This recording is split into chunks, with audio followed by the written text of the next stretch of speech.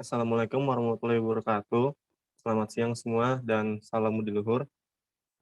Kami dari kelompok 3 akan mempresentasikan hasil dari tugas kelompok kami dengan judul What is Economic Diplomacy oleh Nicholas Bain dan Stephen Woolcock sebagai sumber utama kami.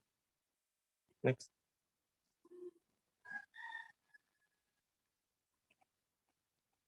Diplomasi ekonomi adalah istilah yang dipilih untuk menggambarkan subjek penelitian ini. Ini memiliki keuntungan bahwa diplomasi adalah istilah yang luas dan elastis. Konsep klasik diplomasi mendefinisikannya sebagai perilaku hubungan antara negara dan entitas lain dengan kedudukan dalam politik dunia oleh agen resmi dan dengan cara damai. Definisi yang lebih baru mengatakan bahwa diplomasi berkaitan dengan pengelolaan terhadap pengelolaan hubungan antar negara dan antara negara dan aktor lain. Untuk melakukan keadilan terhadap diplomasi ekonomi, perlu untuk meregangkan definisi ini dan membuang beberapa stereotip menyesatkan yang terkait dengan istilah diplomasi. Menurut stereotip ini, diplomasi hanya dilakukan oleh orang-orang dari Kementerian Luar Negeri.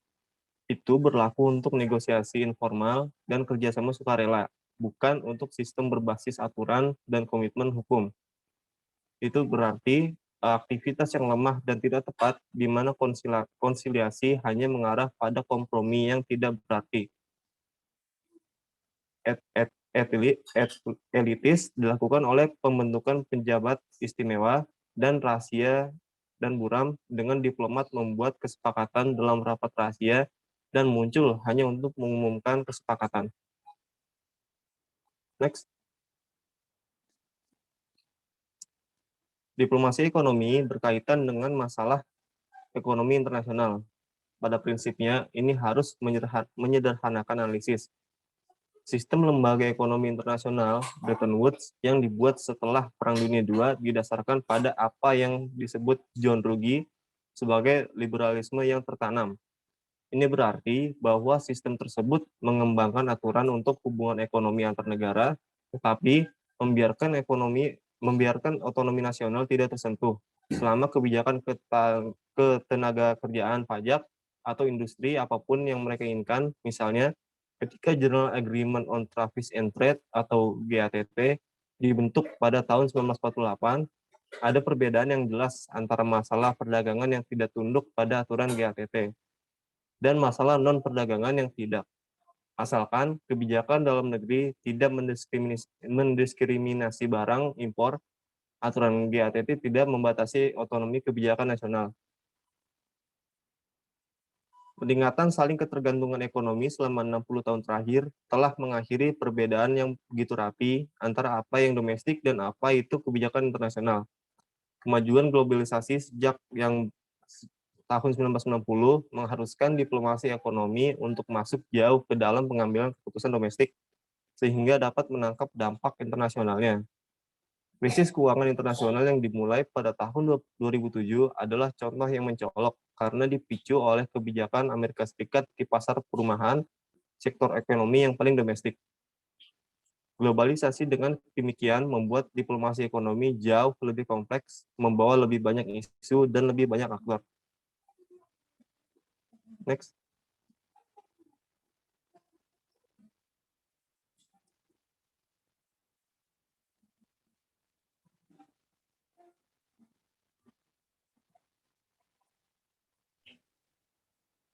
Selanjutnya, saya akan membacakan tentang teori dan alat analisis untuk diplomasi ekonomi.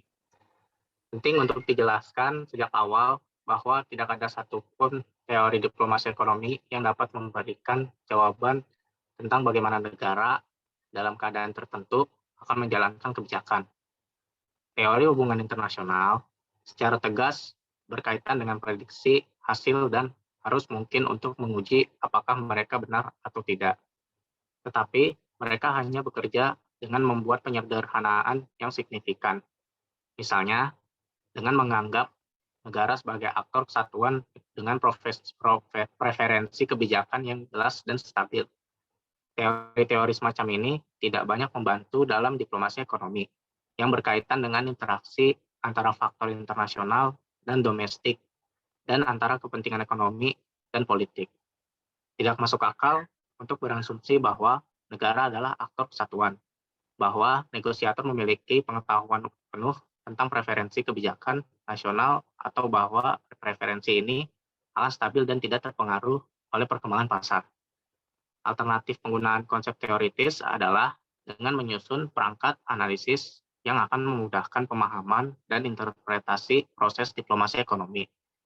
Perangkat semacam ini akan membantu memilah faktor kompleks yang membentuk pengambilan keputusan dan negosiasi. Tujuannya adalah untuk mengidentifikasi faktor-faktor penjelas utama dan kemudian menerapkannya pada berbagai studi kasus. Hal ini kemudian dapat memungkinkan beberapa generalisasi dibuat pada sifat diplomasi ekonomi. Berbagai alat analisis dapat diambil dari literatur yang ada dan tentang hubungan internasional dan ekonomi politik internasional. Literatur ini terlihat terutama pada struktur kepentingan dan kekuasaan dan dapat diterapkan pada hubungan ekonomi antar negara. Alat lain yang sangat berharga dapat diturunkan dari teori negosiasi. Alat-alat ini dapat digunakan untuk mengidentifikasi 6 faktor berbeda yang membentuk diplomasi ekonomi, 3 sistemik, 2 domestik, dan 1 berbasis gagasan. Faktor sistemik utama berasal dari sistem internasional sebagai berikut, yaitu kekuatan ekonomi relatif. Kekuatan seringkali dapat menentukan hasil negosiasi ekonomi, dan teori realis menganggapnya sebagai penentu penting. Namun, pada kenyataannya, kekuasaan saja tidak cukup. Itu tergantung pada bagaimana dan dalam konteks apa itu dilakukan. Yang kedua, organisasi dan rezim internasional. Jaringan internasional yang padat sekarang membantu negara-negara untuk mencapai solusi kooperatif daripada koersif untuk masalah ekonomi. Teori rezim menganalisis bagaimana hal ini dapat dicapai. Yang ketiga, pasar. Tidak seperti bentuk diplomasi lainnya, pasar global merupakan bagian integral dari proses negosiasi dalam diplomasi ekonomi. Cara kerjanya dijelaskan dalam teori yang dikembangkan oleh John Odell tahun 2000. Faktor-faktor ini semuanya relevan, tetapi memperlakukan negara bagian dalam sistem sebagai aktor kesatuan yang tidak terjadi dalam kehidupan nyata. Dua faktor domestik lebih lanjut mencerminkan struktur negara yang kompleks, yaitu satu, kepentingan dan tawar-menawar. Kepentingan yang berbeda dari berbagai kelompok masyarakat akan sangat menentukan sikap nasional terhadap isu-isu ekonomi. Ini dikerahkan secara internasional oleh pemerintah yang dianggap bertindak sebagai agen. Dalam konteks ini, teori rasionalis sangat membantu dan menganalisis lebih lanjut bagaimana pemerintah saling tawar-menawar untuk mencapai kesepakatan. Yang kedua, institusi dan permainan dua tingkat. Dalam praktiknya, pemerintah jarang bertindak sebagai agen belaka, tetapi perlu mendamaikan tekanan internal yang saling bertentangan dan memiliki institusi untuk tujuan ini. Interaksi antara proses ini dan negosiasi internasional dijelaskan oleh metafora permainan dua tingkat Bob Putnam. Faktor sistematik dan domestik masih belum cukup untuk menjelaskan hasil. Perlu juga untuk mencerminkan unsur-unsur ideasional sebagai berikut. Yang pertama, ide dan persuasi. Negosiator tidak hanya tunduk pada tekanan sistematik, sosial, dan institusional. Mereka akan memiliki keyakinan mereka sendiri berdasarkan berbagai ide atau pandangan dunia yang berbeda. Negosiasi karena itu terdiri dari persuasi serta tawar-menawar, dan proses ini ditafsirkan oleh teori konstruktivis. 3 dimensi lebih lanjut dari diplomasi ekonomi dapat membantu menunjukkan teori mana yang paling persuasif. Pentahapan pengambilan keputusan dan negosiasi, iterasi dalam proses negosiasi, dan diplomasi multilevel atau multiforum. Selanjutnya,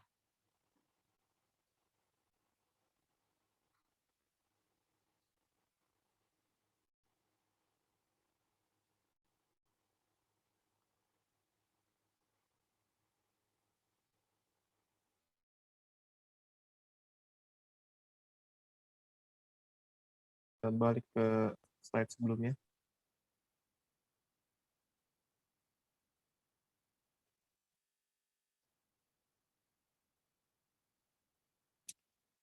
Aktor negara dan non-negara, diplomasi ekonomi ini terutama berkaitan dengan apa yang dilakukan pemerintah dalam definisi yang paling luas, ini jauh lebih luas daripada Kementerian Luar Negeri atau lingkaran pejabat tertutup manapun. Semua lembaga pemerintah yang memiliki tanggung jawab ekonomi dan beroperasi secara internasional terlibat dalam diplomasi ekonomi. Meskipun mereka ini mungkin tidak menggambarkannya seperti itu, para menteri dan kepala pemerintahan, parlemen, badan-badan publik independen, dan badan-badan subnasional semuanya membuat pengaruh mereka terasa. Berbagai macam aktor non-negara juga terlibat dalam diplomasi ekonomi, baik dengan membentuk kebijakan pemerintah maupun sebagai pemain independen dalam hak mereka sendiri di masa lalu. Perusahaan bisnis cenderung terdiri dari kelompok kepentingan yang paling aktif. Mereka menggunakan pengaruh mereka terutama di belakang layar, meskipun baru-baru ini sektor keuangan telah dipaksa menjadi pusat perhatian. Sekarang, organisasi non-pemerintah, non-negara atau NGO yang dikelompokkan sebagai masyarakat sipil juga telah menjadi pusat perhatian dan secara aktif mencari publisitas untuk menekan pemerintah. NGO memerankan peran penting dalam mendorong pertumbuhan ekonomi, mengembangkan masyarakat, meningkatkan komunitas, dan mendorong partisipasi warga. Sangat penting bagi perkembangan sosial ekonomi negara-negara di mana kapasitas dan pendapatan pemerintah terbatas. Dari Kenya's Vision 2030 Third Medium Term Plan atau MTP3 2018 sampai 2022, kemitraan yang kuat dengan NGO dan organisasi nirlaba lainnya seperti pekerja dan yayasan akan memperkuat pelaksanaan MTP dan meningkatkan pembangunan sosial ekonomi. Laporan sektor NGO tahunan yang diterbitkan oleh Badan Koordinasi NGO pada Januari 2020 menunjukkan bahwa sektor NGO Kenya memberikan kontribusi yang signifikan dan melengkapi upaya pembangunan pemerintah sejalan dengan tujuan pembangunan berlanjutan atau SDG. Diplomasi ekonomi menggunakan berbagai instrumen. Ini mencakup seluruh spektrum tindakan mulai dari negosiasi informal dan kerjasama sukarela, melalui jenis regulasi lunak seperti Code of Conduct atau kode etik, hingga pembuatan dan menegakkan aturan yang meningkat. Kemajuan biasanya dicapai dengan persuasi dan kesepakatan bersama, meskipun diplomasi ekonomi juga bersifat konfrontatif. Pada satu definisi, ia mencakup tindakan hukuman yang diambil dalam mengejar tujuan politik seperti sanksi. Ada juga tata negara ekonomi yang lebih luas yang mencakup sanksi dan insentif ekonomi. Diplomasi ekonomi paling baik ditentukan bukan oleh instrumennya, tapi oleh isu-isu ekonomi yang menyediakan isinya. Menurut Odell, dalam menentukan ruang lingkup negosiasi ekonomi adalah kebijakan yang berkaitan dengan produksi, pergerakan, atau peraturan barang, jasa, investasi, uang, informasi, dan peraturannya. Untuk dampak pasar, ciri khas ekonomi adalah peka terhadap perkembangan pasar. Hal ini membedakan diplomasi ekonomi dan diplomasi politik dan studinya melalui analisis kebijakan luar negeri. Peningkatan integrasi ekonomi telah menciptakan pasar global untuk produksi dan investasi. Kebijakan reguler nasional dapat mengubah daya saing lokasi yang berbeda, sehingga pasar dapat menghukum kebijakan nasional yang tidak sesuai dengan harapan. Perkembangan pasar akan membentuk aktor yang terlibat dalam masalah apapun, mempengaruhi posisi negosiasi mereka, dan mungkin menawarkan alternatif untuk solusi yang dinegosiasikan. Seperti yang dikatakan Odell, pasar dapat menjadi endogen bagi diplomasi ekonomi karena pasar merupakan bagian integral dari proses tersebut. Namun, klaim bahwa pasar selalu menawarkan solusi yang lebih efisien telah dirusak oleh runtuhnya sistem keuangan di negara-negara industri seperti Amerika Serikat, di mana keangkuhan, bangkir, dan pengabaian regulator menyebabkan bencana. Pemerintah dan regulator sekarang mencari proses yang akan mendisiplinkan pasar keuangan tanpa menghambat mereka. Next.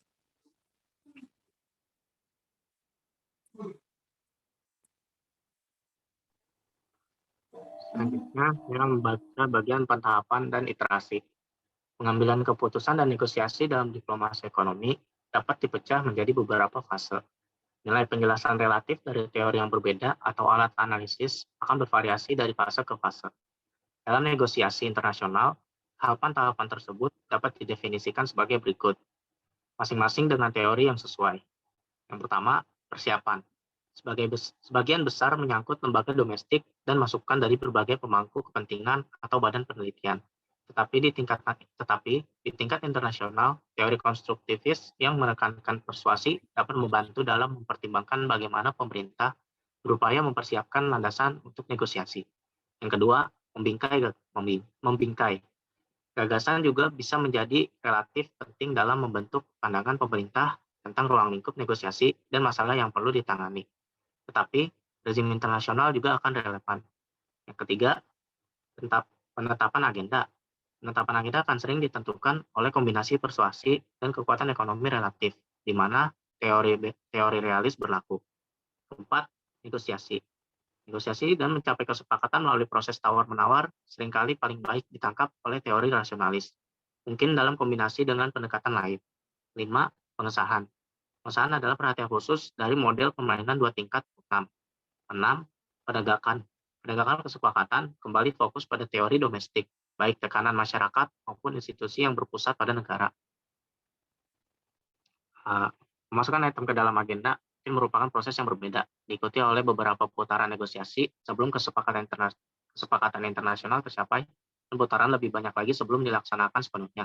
Ketika negosiator tahu bahwa mereka terkunci dalam proses berulang dan akan berulang kali melihat wajah yang sama di sekitar mereka, mereka lebih mungkin untuk menepati janji mereka dan tidak membelot.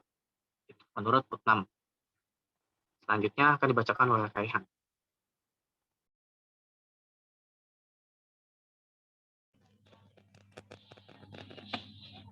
Next.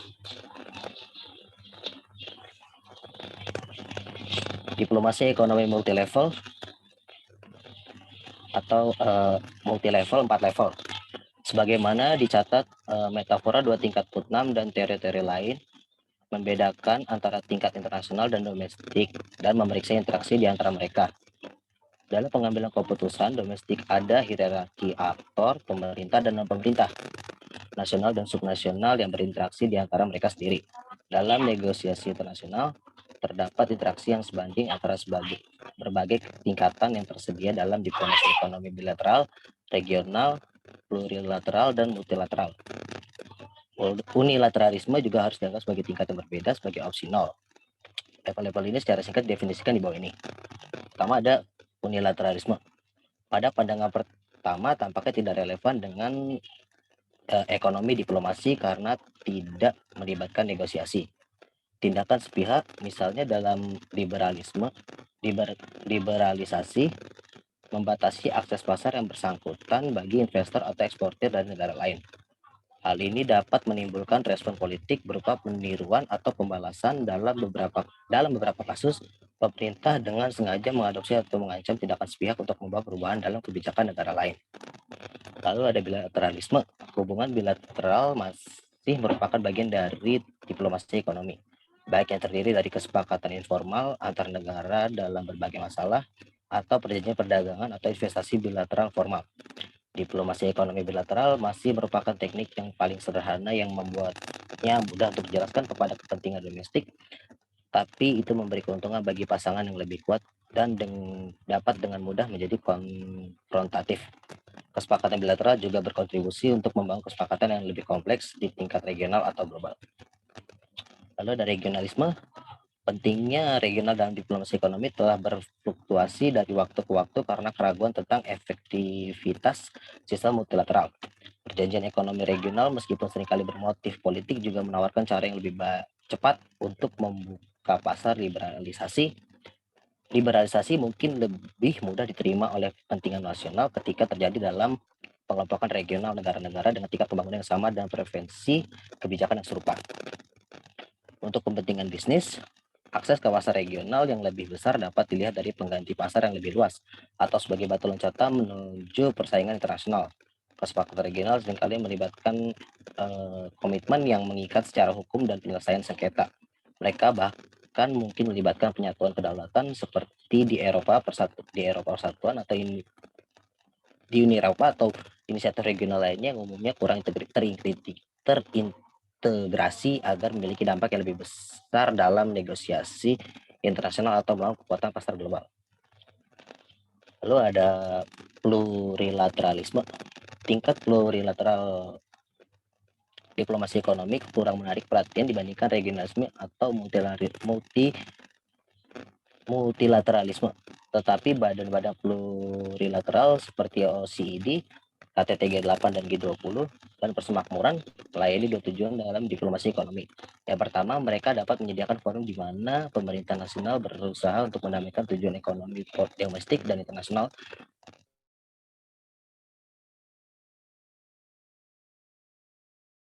memungkinkan pemerintah yang berpikiran sama untuk mengembangkan posisi yang disepakati yang kemudian dapat mereka tingkatkan dalam konteks multilateral yang lebih luas. OECD adalah forum untuk pekerjaan persiapan yang memberikan dasar bagi kesepakatan di bidang jasa dan pertanian di GATT dan WTO. Sejak krisis keuangan, Dewan Stabilitas Keuangan FSB dan Komite Basel untuk pengawasan perbankan telah ditugaskan untuk melayani menyusun reformasi untuk mencegah terulangnya dan menyerahkannya kepada G20 dan IMF. Lalu ada multilateralisme. Diplomasi ekonomi multilateral menyediakan keterlibatan semua negara. Meskipun ini membuatnya tidak praktis, ini menggabungkan rezim yang diwujudkan dalam WTO, IMF, dan Bank Dunia dan pekerjaan ekonomi Perserikatan Bangsa-Bangsa, serta berbagai organisasi spesialis. Diplomasi ekonomi multilateral sangat cocok untuk pembuatan aturan dan ada kemajuan besar di sini pada tahun 1990-an, terutama di bidang perdagangan dan lingkungan. Namun hal ini menyebabkan lembaga multilateral menjadi kontroversi di mana LSM menyerang mereka dan tidak demokratis. Negara-negara berkembang mengeluh bahwa sistem multilateral menempatkan mereka pada posisi yang kurang menguntungkan. Bahkan negara-negara maju pun merasa sulit untuk berdamai dengan meningkatnya pelanggaran aturan internasional ke dalam kebijakan domestik, di mana sementara tinggi dalam diplomasi ekonomi multilateral yang sukses, resikonya juga tinggi, baik dalam perdagangan internasional maupun perubahan iklim. Lembaga-lembaga yang ada terancam kebuntuan. Sifat diplomasi ekonomi multilevel berarti bahwa pemerintah memanfaatkan interaksi antar level dengan berbagai cara. Negara-negara akan mengidentifikasi tingkat yang berbeda yang sesuai untuk masalah kebijakan tertentu.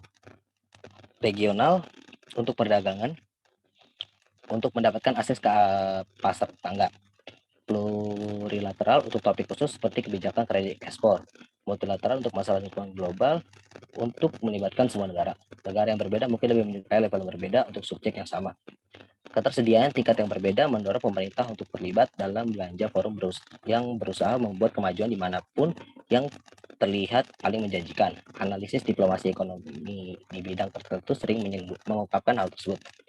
Prinsip plurilateral untuk penerapan sukarela dapat diubah menjadi rezim yang mengikat di tingkat regional. Perjanjian regional pada gilirannya dapat memberikan model untuk perjanjian multilateral atau dapat menetapkan standar peraturan untuk penerapan yang lebih luas, misalnya dalam keamanan pangan.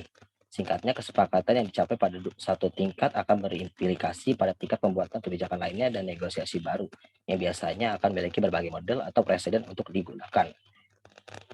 Next.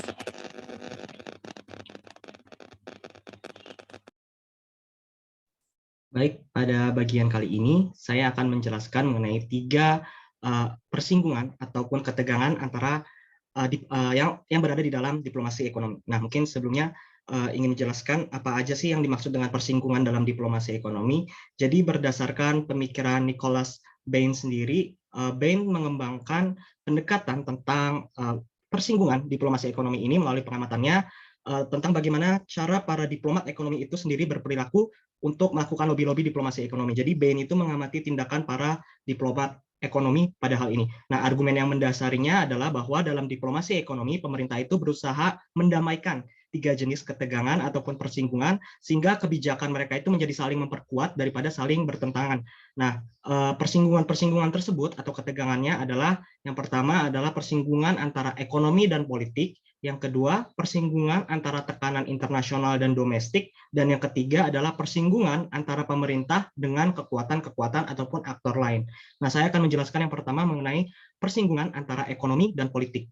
Jadi persinggungan besar pertama itu kan mengenai ekonomi internasional dan politik internasional. Dalam dunia perekonomian yang ideal, itu tentunya negara seharusnya mampu untuk memisahkan politik dan ekonomi. Kalau kita mempelajari tentang ekonomi klasik, misalnya dalam perspektif liberalisme, Adam Smith menjelaskan, Adam Smith itu mendorong adanya pemisahan yang jelas antara negara dengan urusan perekonomian. Tetapi di sini Bain justru menjelaskan bahwa negara adalah merupakan entitas politik dibandingkan sebagai entitas ekonomi gitu, sehingga politik akan terus-menerus merambah dalam bidang ekonomi dalam upayanya mengejar tujuan nasional ataupun tujuan internasional. Pemerintah sendiri sebetulnya berusaha keras untuk mendamaikan antara politik dan perekonomian ini, baik dalam tujuan yang dipilih maupun melalui metode yang digunakan. Contohnya adalah dampak dari persinggungan diplomasi ekonomi dewasa ini yang cukup bervariasi selama 70 tahun terakhir. Pada periode setelah Perang Dunia II misalnya, itu Amerika Serikat meluncurkan inisiatif besar yang menggabungkan tujuan politik dan ekonomi melalui institusi Bretton Woods seperti yang telah dijelaskan oleh teman-teman sebelumnya, dan juga adanya Marshall Plan. Nah, pada dasarnya sebetulnya kedua hal tersebut memiliki tujuan politik untuk menghalangi perang di masa depan, dan dalam konteksnya pada waktu itu adalah untuk membantu Eropa Barat melawan ancaman komunisme pada masa itu. Nah, lalu untuk mencapai tujuan politik ini, Amerika Serikat sendiri pada akhirnya menyesuaikan kebijakan ekonominya sedemikian rupa sehingga politik dan perekonomian itu bisa saling memperkuat dan bekerja sama. Nah, pemerintah ini juga telah mengembangkan berbagai metode untuk mendamaikan ketegangan ataupun persinggungan antara ekonomi dan politik. Sebagian besar ekonom memang telah melihat bahwa negara mendapat manfaat dari menghilangkan hambatan persaingan eksternal mengenai tindakan yang dilakukan oleh aktor-aktor lain gitu. Sehingga muncul berbagai pemikiran untuk mendirikan rezim internasional untuk mengatasi hambatan antara perekonomian dan politik. Misalnya kita lihat didirikannya GATT ataupun Organisasi Perdagangan Dunia WTO. Nah, negara-negara ini menganggap akan lebih mudah secara politik jika negara-negara menganggap ini secara politik akan lebih mudah ketika ekonomi itu dapat berjalan secara optimal gitu. Karena kalau ekonomi tidak berjalan secara optimal, maka akan mendapatkan dampak yang mungkin tidak kasat mata terhadap stabilitas politik negaranya, sehingga hambatan politik itu yang berasal dari tekanan domestik perlu diselesaikan karena akan berdampak juga kepada bidang perekonomian. Nah, persinggungan yang kedua adalah persinggungan antara tekanan domestik dan internasional. Jadi sebetulnya persinggungan kedua ini adalah antara tekanan domestik dan internasional dalam pembuatan kebijakan perekonomian. Nah, ketegangan ataupun persinggungan ini mendasari semua diplomasi ekonomi saat ini. Mengembangkan ekonomi internasional dan ekonomi domestik melalui perdagangan, investasi langsung, dan aliran keuangan telah tumbuh dengan cukup baik sejak akhir Perang Dunia seperti yang saya telah jelaskan sebelumnya. Nah, setiap pemerintah kemudian melalui dalam upayanya melakukan pendamaian terhadap persinggungan ataupun ketegangan antara tekanan domestik dan internasional itu diselesaikan melalui cara-cara diplomatis ya, melalui duduk bersama dalam sebuah forum negosiasi internasional dengan lawan bicara yang telah melalui proses tawar-menawar tentunya, dan masing-masing akan menginginkan hasil internasional yang menyatu dengan proses domestiknya. Namun dalam proses negosiasi dalam persinggungan ini sendiri, posisi domestik umumnya harus diubah untuk mencapai hasil yang disepakati secara internasional. Konsesi di satu area mungkin diperlukan untuk mencapai tujuan pada orang lain. Lalu untuk persinggungan yang ketiga adalah persinggungan ataupun ketegangan antara pemerintah dan aktor-aktor lainnya. Aktor-aktor lainnya di sini dapat berupa lembaga swadaya masyarakat ataupun NGO. Nah, seperti yang saya jelaskan tadi, persinggungan ini juga berarti bahwa sejauh ini fokus pemerintah itu didefinisikan untuk mencakup wilayah bidang eksekutif dan legislatif saja gitu. Sehingga pada persinggungan kali ini muncul berbagai aktor-aktor dari masyarakat, entah itu LSM dan juga NGO-NGO seperti yang saya sebutkan tadi, itu memiliki motivasi tinggi dan mengartikulasikan bahwa keterlibatan mereka itu merupakan bagian dari proses diplomasi yang akan juga mendorong terjadinya kestabilan politik dan juga ekonomi itu dapat merata, sehingga dapat disimpulkan melalui Bain ini melihat bahwa persinggungan antara perekonomian dan aktor lain ini juga cukup diperlukan agar terjadinya stabilisasi bagi kedua belah pihak. Next slide mungkin boleh. Nah, Saya juga akan menyebutkan beberapa bentuk-bentuk diplomasi ekonomi. Yang pertama ada diplomasi komersial yang biasanya berupa promosi perdagangan, investasi, dan advokasi bisnis.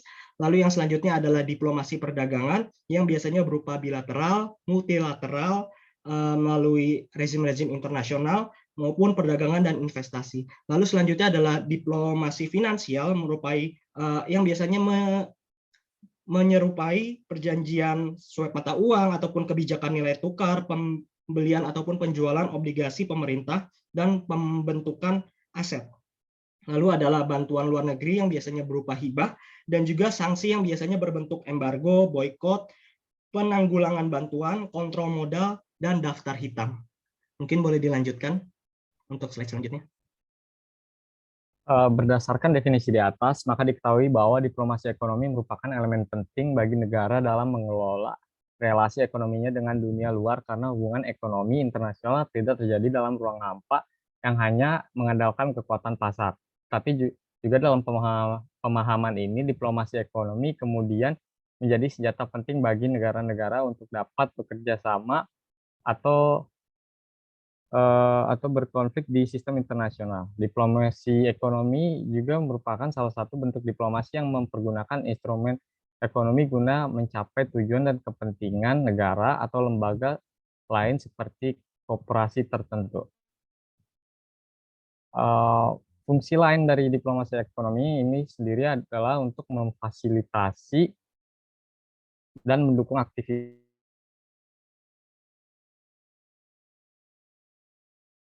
perdagangan, mobilisasi sumber daya eksternal yang efektif untuk tujuan pembangunan negara. Sekian pemaparan presentasi dari kelompok kami. Apabila ada kesalahan dalam penyampaian dan penjelasan, mohon maaf. Terima kasih dan salam budi luhur.